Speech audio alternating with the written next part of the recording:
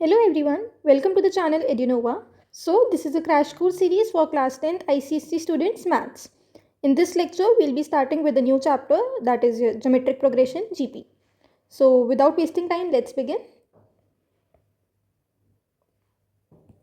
Okay, so geometric progression GP.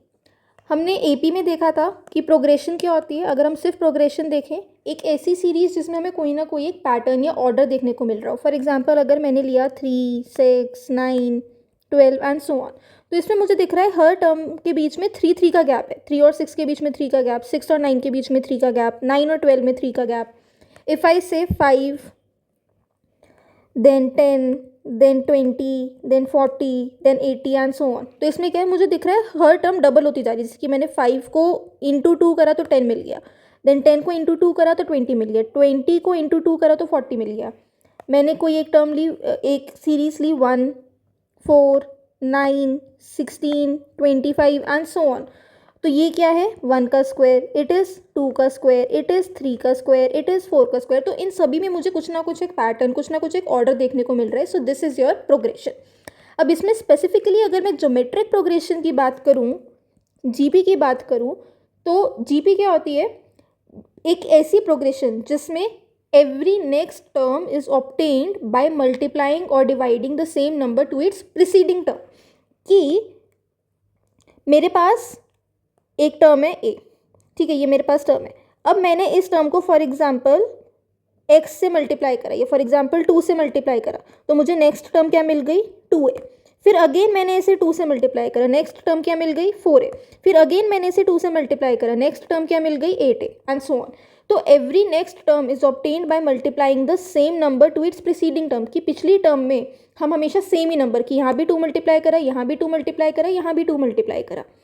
तो इसे हम क्या कहते हैं, ज्योमेट्रिक प्रोग्रेशन. मल्टीप्लाई की जगह डिवाइड भी कर सकते थे, ठीक है. और in simple terms, when the ratio of every consecutive term is same.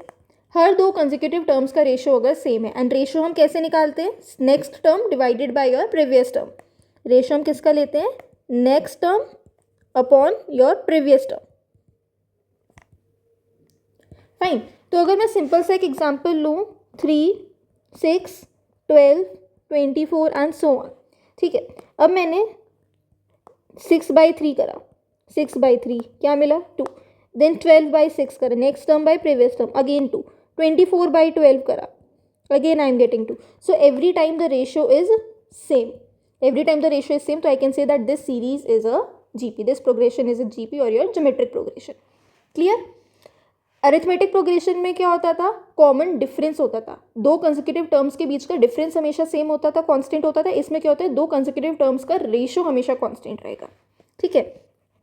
अब जैसे हमने एपी में नोटेशंस देखी थी, इसमें भी हम थोड़ा नोटेशंस देख लेते हैं. फर्स्ट टर्म यहाँ पे भी हम ए से डिनोट करते हैं, उसमें कॉमन डिफरेंस होता था. यहाँ पे हमारे पास क्या होता है, कॉमन रेशो.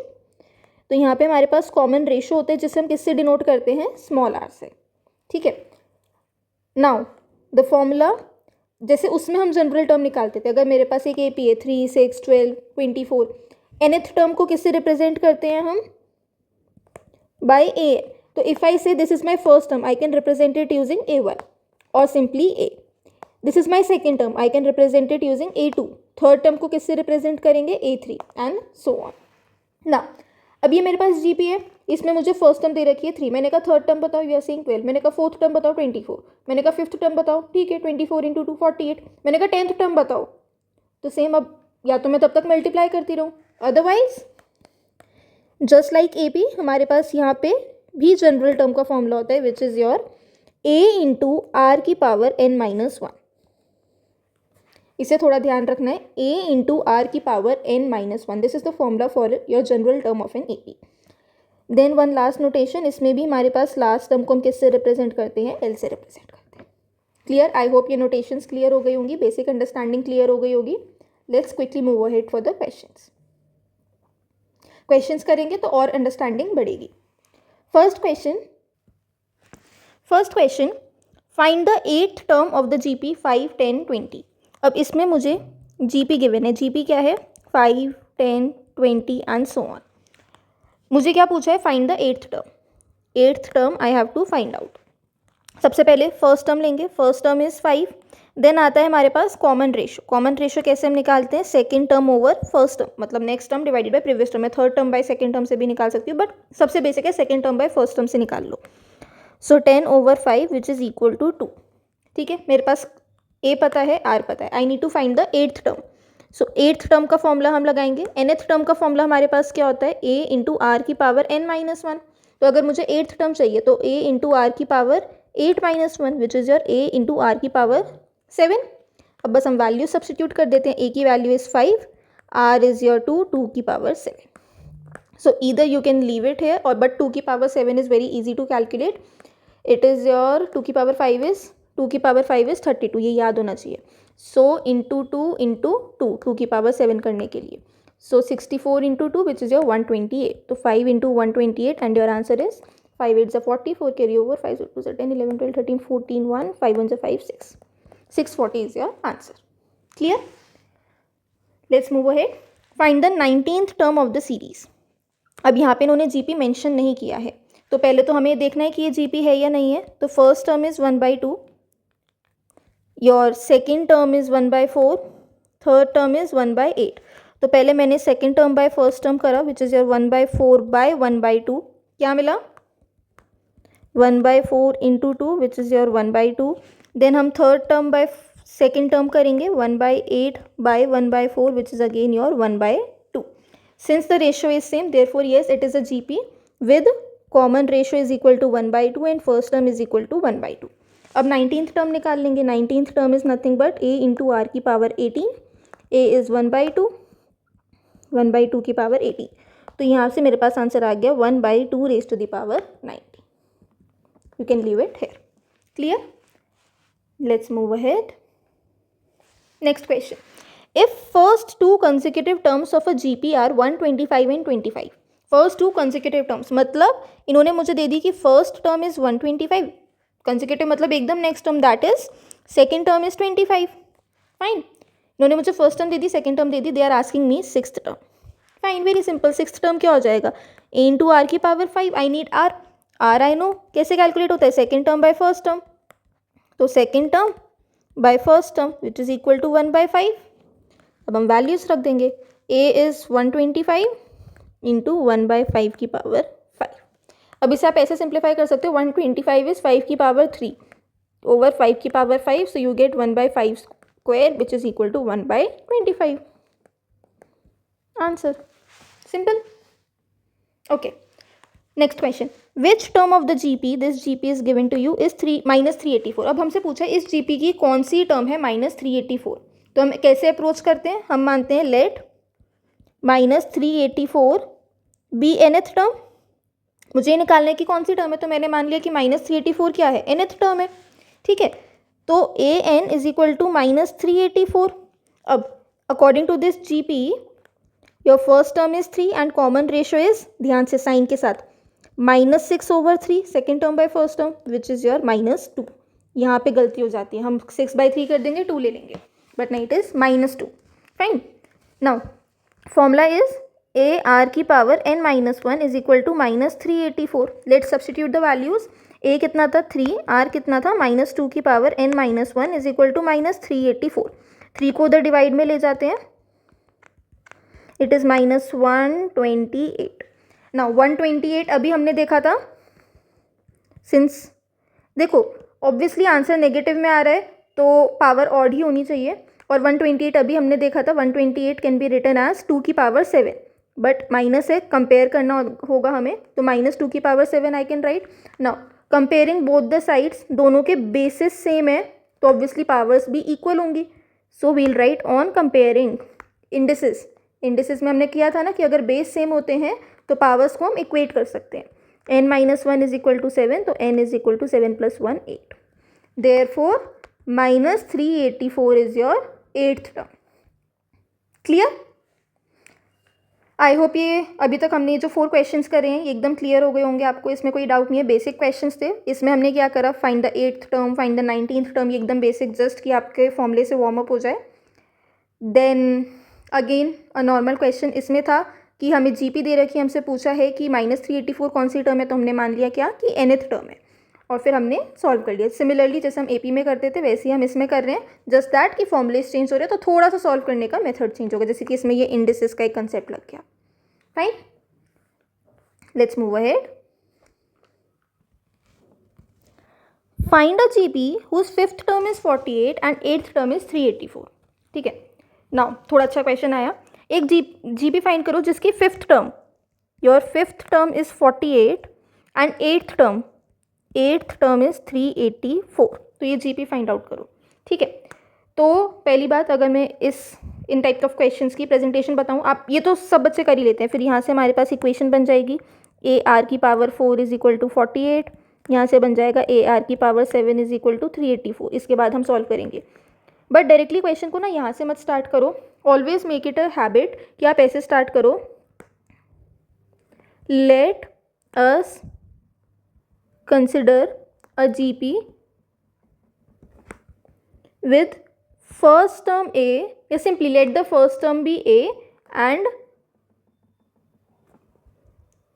कॉमन रेशो भी R। आप इतना थोड़ा सा एक वो दो कि फर्स्ट टर्म A है, कॉमन रेशो R है, उसके बाद फॉर्मूला लिखो and nth term of an AP is calculated using this. Formula लिखना सबसे मस्ट है, ऑल्दो आप डायरेक्टली यहाँ पे लिखोगे स्टिल मार्क्स डिडक्ट हो सकते हैं अगर आपने फॉर्मूला नहीं लिखा। ठीक है, फॉर्मूलेस लिखना मस्ट है, so make it a habit. Fine, अब ये मेरी फर्स्ट इक्वेशन हो गई, ये मेरी सेकंड इक्वेशन हो गई। अब इन इक्वेशंस को सॉल्व कैसे करेंगे? वील ऑलवेज डिवाइड, क्योंकि ऑब्वियसली ये मल्टीप्लाई है, प्लस माइनस करके तो सॉल्व होकर आंसर आएगा नहीं। What will do, will divide the equation. जिसकी पावर बड़ी है उसे ऊपर रखो और जिसकी पावर छोटी है उसे डिनोमिनेटर में रखो एंड डिवाइड। तो second equation by first equation if I do, तो इट इज़ AR की पावर 7 डिवाइडेड बाय AR की power 4 is equal to 384 divided by 48। Now A से A गेट्स कैंसल्ड, R की पावर 7 बाई R की power 4 is R की power 3। Divide में क्या होती है, पावर्स माइनस हो जाती है, राइट। 12 4 ज़ा 48, 12 3 ज़ा 36, 12 2 ज़ा 24, 4 1 ज़ा 4, 8 ज़ा। So here the answer is 8। R cube is equal to 8, मतलब R is equal to 2। Common ratio आ गया। अब मुझे क्या करना है, फर्स्ट टर्म फाइंड आउट करनी है, इस इक्वेशन में सब्सटीट्यूट कर देते हैं।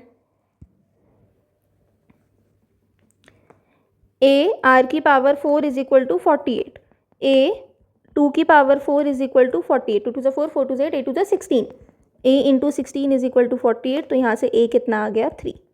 यहीं पे आंसर नहीं छोड़ना है, कॉमन रेशियो आया है, फर्स्ट टर्म आई है, बट उन्होंने हमसे जीपी पूछी है।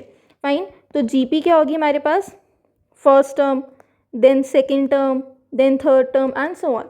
तो first term is your 3, second term would be your AR, third term would be your AR square and so on. तो वैल्यूज अगर हम रखें तो 3 AR, 3 into 2 6, then 6 into 2 12 and so.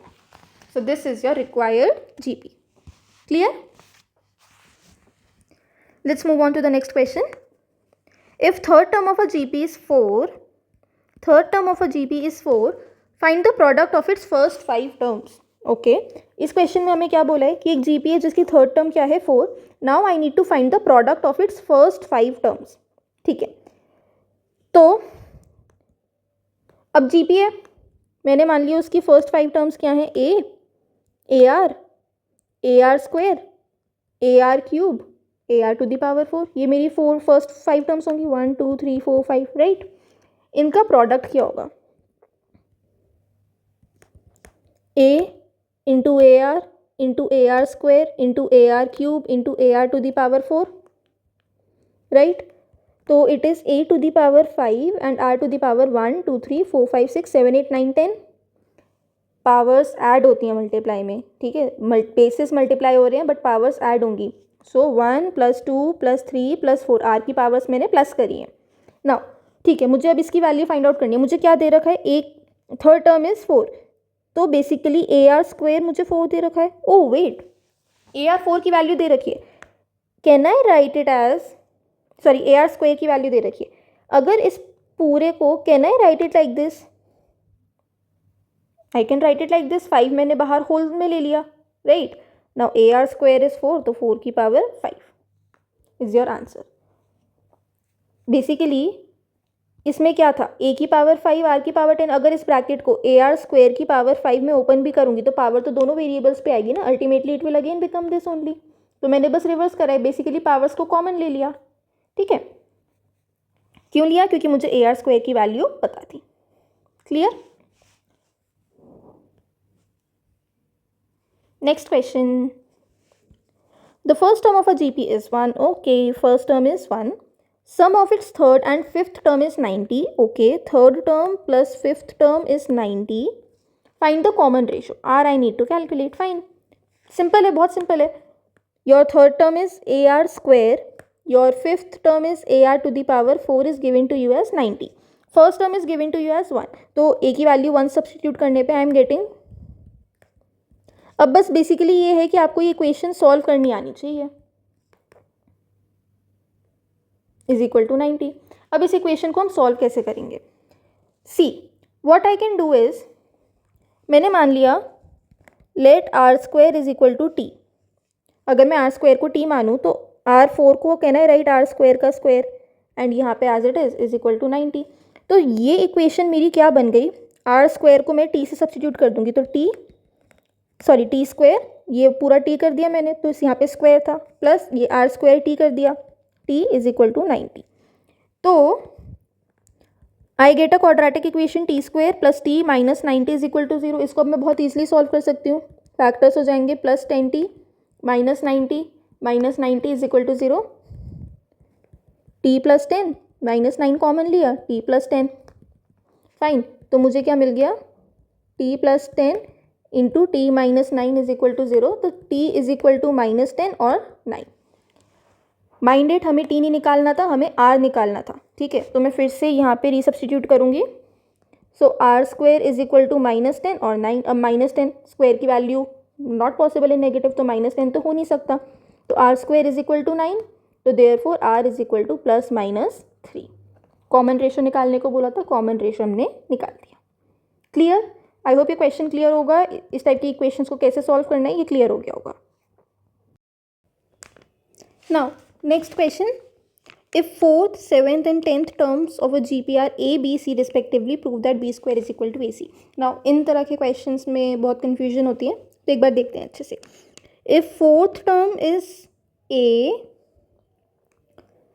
Okay, अब क्योंकि इसमें ए बी सी है तो फिर चलो यहाँ पे तो ले लेते, fourth term is A, seventh term is B and 10th term is C. Right, I need to prove B square is equal to A C, ये मुझे प्रूव करना है। फाइन, अब फोर्थ टर्म को, अब क्योंकि ए ऑलरेडी यूज है तो मैं फर्स्ट टर्म के लिए कैपिटल ए यूज कर लूँगी। Fourth term can be written as A R cube, it can be written as A R to the power 6, it can be written as A R to the power 9। अब मुझे prove करना है B square is equal to A C, तो L H S हम start कर लेते हैं। L H S is how much, B square, तो बी क्या था ये, तो आई can write it as A R 6 का square which is A square R 12। अब मुझे से ए इंटू सी का प्रोडक्ट लिखना है। ठीक है, can I write it as A R cube into A R 9, directly लिख सकते हैं। मुझे दिख रहा है ए ये है, सी ये है, तो मैंने इन्हें इस तरह से स्प्लिट कर दिया, एंड ये ऑफकोर्स वेरीफाई भी हो रहा है, A into A square R cube into R 9 R to the power 12। I can substitute it as A, इसे सब्सटीट्यूट कर देंगे सी, इन्हें इक्वेशंस लेबल कर देना 1 2 3, एंड यहाँ पे लिख देना from equation 1 and 3। So B square is equal to A C is equal to R H S, hence proved. Simple था। Now next question, the product of third and 8th terms of G P is 243। Third term into 8th term is how much, 243।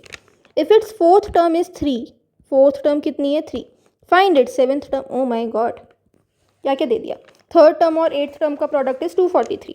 Okay, तो मैं इसे लिख लेती हूँ A R square into A R to the power 7 is how much, 243। तो ये कितना हो जाएगा, A square R to the power 9 is equal to 243।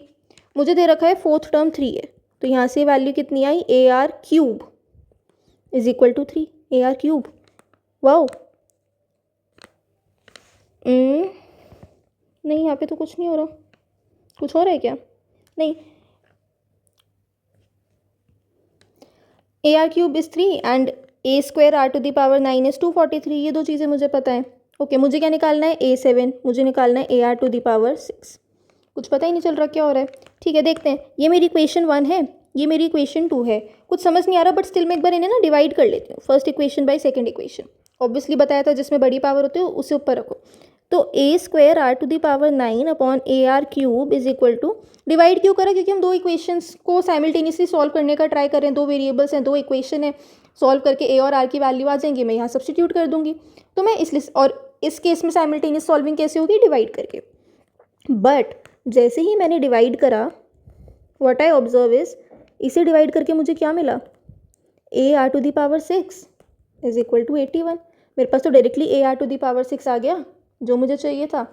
तो therefore seventh term is 81। Simple. Next question, now find fourth term from the end of the series this. अब इस case में मुझे क्या निकालनी है, fourth term from the and. मुझे series they the, of course it's a GP, you can see 8 4 2 till 1/128। ठीक है, इस सीरीज की first term is 8, common ratio 4/8 which is 1/2, last term is 1/128। मुझे क्या पूछा है, fourth term from the and निकालो। फोर्थ टर्म, तो इसे A4 तो नहीं लिखेंगे, इसे मैं लिखूंगी fourth term from the and. तो इसके लिए डायरेक्ट फॉर्मूला होता है fourth term from the end, क्या फॉर्मूला होता है, nth term from the end is L upon R to the power n-1। This formula you should keep in mind. इसके लिए एक दूसरी अप्रोच भी बताऊंगी कि अगर फॉर्मूला याद नहीं है तो कैसे करेंगे, बट फॉर्मूला याद होना चाहिए क्योंकि MCQs में कई बार डायरेक्ट क्वेश्चन आ जाता है। बस अब इसके अंदर हम वैल्यू सब्स्टिट्यूट कर देंगे। लास्ट टर्म क्या है हमारी, 1/128 अपॉन R, कॉमन रेशो कितना था 1/2 की पावर n। कौन सी टर्म चाहिए थी मुझे, fourth term from the and, तो 4 - 1। इसे मैं सॉल्व कर लूँगी and I will get the answer.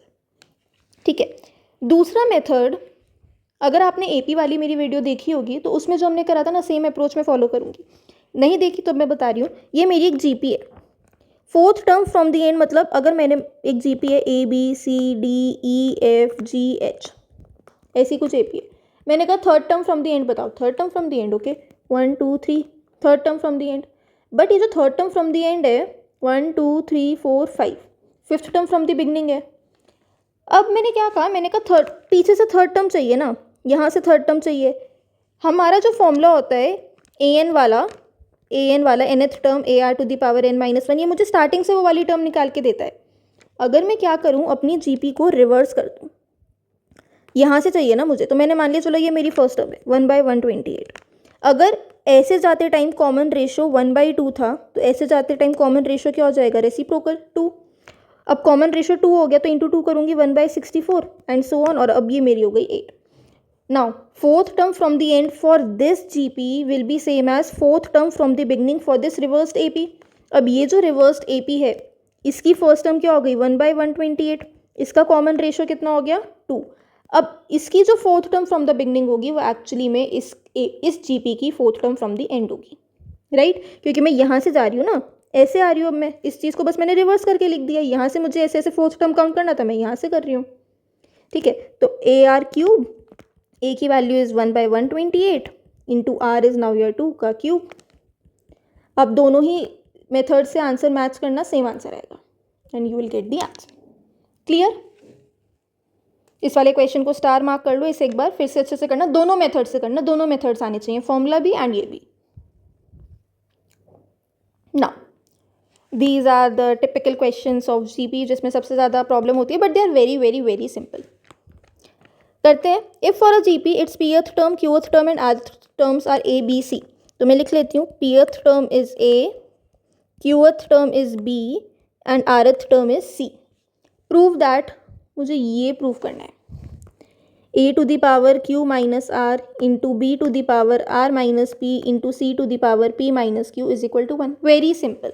बस पहले तो मैं यहाँ पे इनकी वैल्यूज लिख लेती हूँ। ये हो जाएगा AR to the power P minus 1। अगर nth term AR to the power n-1 होता है तो pth टर्म क्या होगी, AR to the power P minus 1। Similarly qth term क्या हो जाएगी, AR to the power Q minus 1। rth term क्या हो जाएगी, AR to the power R minus 1। बस अब क्या करो, LHS लेंगे हम, A की वैल्यू सब्स्टिट्यूट कर दो। A की वैल्यू कितनी थी, AR to the power P minus 1, AR to the power, sorry R की पावर है ना सिर्फ, A R to the power P minus one, और पूरे की पावर कितनी थी Q minus R, into B की value is A R to the power Q minus one और पूरी की power is R minus B. C की value is A R to the power R minus one and पूरी की power is P minus Q. अब बस थोड़ी सी maths यहाँ पे एक सैम्पल ले लेती हूँ। अगर मेरे पास कुछ ऐसा है ए बी एक्स की पावर वाई, तो जो बाहर वाली पावर है वो तो दोनों पे ही लगेगी, तो ये हो जाएगा ए की पावर वाई एंड बी की पावर एक्स वाई, राइट। तो यही चीज़ यहाँ पे थोड़ा ध्यान रखते हुए ए की power Q minus R and R की power P minus one into Q minus are.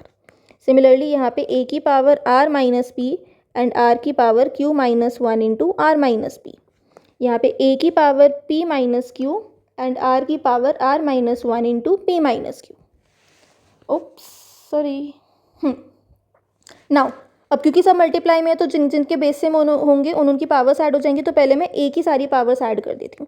तो ये क्या हो जाएगा ए की power Q minus r plus r minus p plus p minus Q.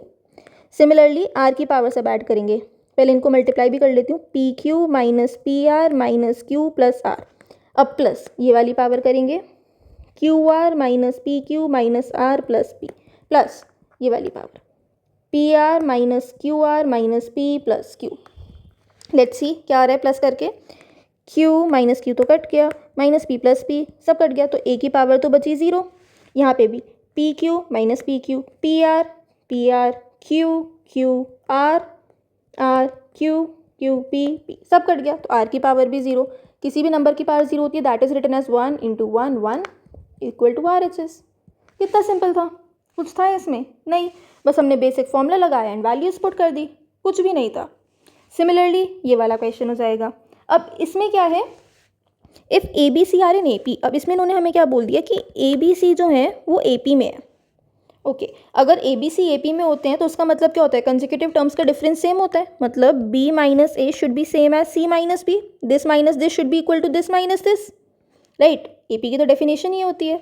तो इसे अगर मैं थोड़ा सिंप्लीफाई करूँ, I get two B is equal to A plus C, और ये तो हम वैसे भी डायरेक्टली कंक्लूड भी करते हैं, a B c are in A P then two B is equal to A plus c, right. Okay ये मैंने अपने इतने पोर्शन से कंक्लूड कर लिया। इन्होंने बोला है now X Y Z are in G P.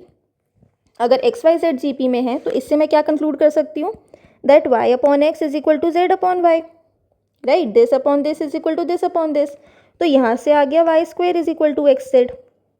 Fine, proof क्या करना है, ये प्रूफ करना है।